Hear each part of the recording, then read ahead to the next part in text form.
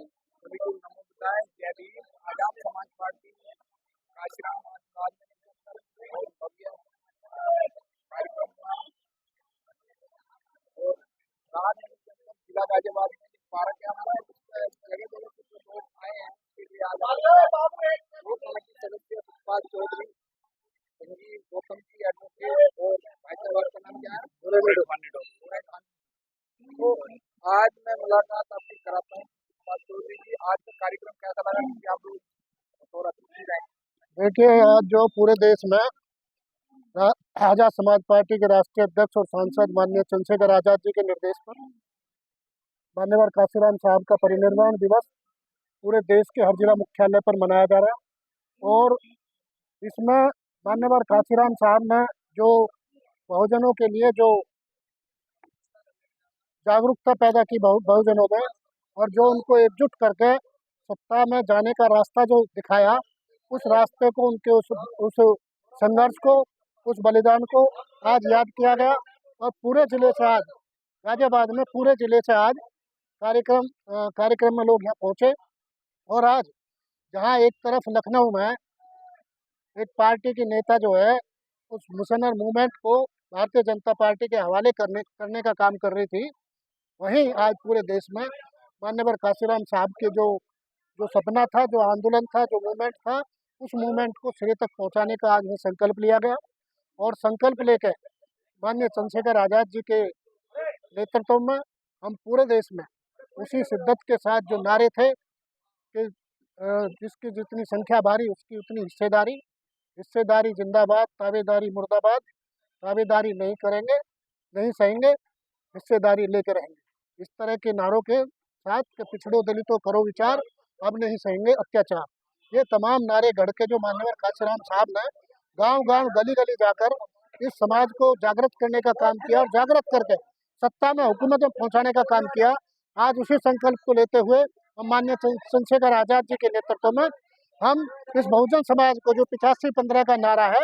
वो उस नारे को साकार करते हुए हम बहुजन हिताय और बहुजन सुखाय का जो उनका बेसिक नारा, उसको आगे बढ़ाते हुए हम इस देश और प्रदेश में बहुजनों की सत्ता हुकूमत स्थापित करने के लिए आज यहाँ पर संकल्प लिया गया। और ऐसा हर जिले में, क्योंकि मैं राजस्थान का भी प्रभारी हूँ, राजस्थान में भी सभी जिला मुख्यालयों में, जयपुर सहित सब जगह पे मनाया गया, पूरे वेस्टर्न यूपी में, पूरे उत्तर प्रदेश में, मध्य प्रदेश में, सब हर जिले मुख्यालय पर आज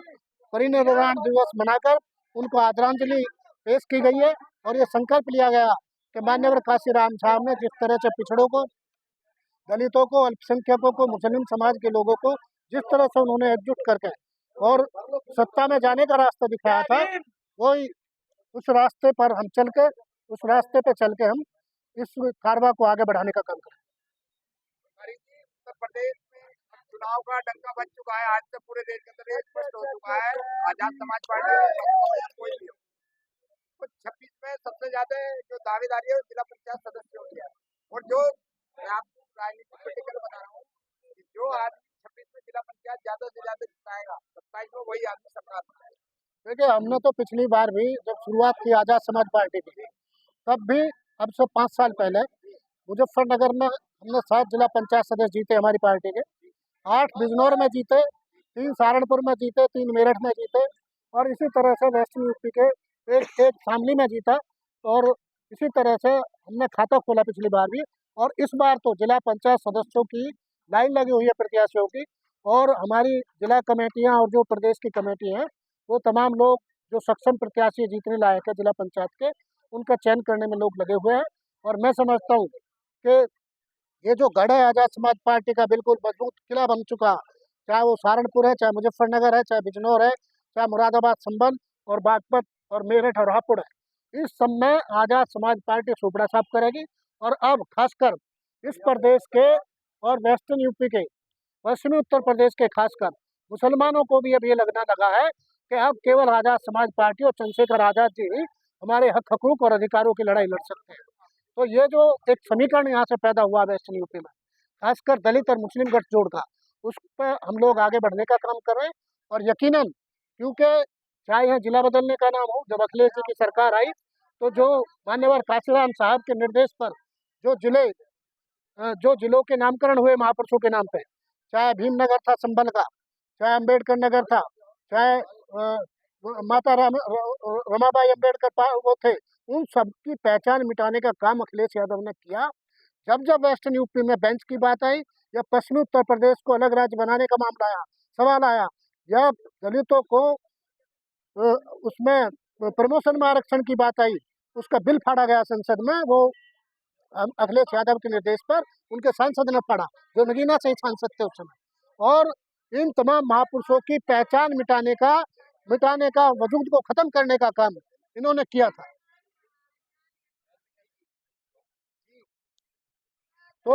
हम महापुरुषों की पहचान के लिए, पहचान मिटाने का जिसने काम किया, जिसने वेस्टर्न यूपी की उपेक्षा का काम किया, जिसने हाईकोर्ट बेंच का आज तक जो सवाल नहीं उठाया, जिसने पश्चिमी उत्तर प्रदेश को अलग राज्य बनाने का सवाल नहीं उठाया, और जिसने मुसलमानों पर जब जब यहाँ हमले हुए, और आजम भाई अभी छूट का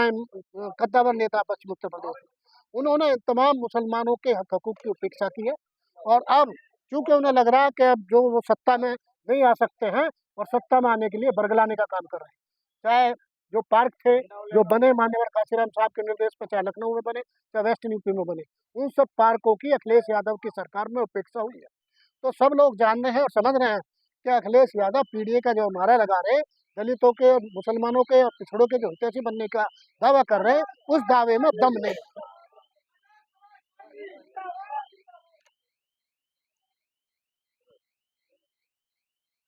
अभी 2-3 दिन पहले समाजवादी पार्टी की रीढ़ की हड्डी कहे जाने वाले आजम खान 23 महीने जेल में बंद रहे, अखिलेश यादव नहीं गए, और जब जेल से बाहर आ गए तो उन्हें हाथ पकड़ कर अपने घर पे मिलने गए हैं।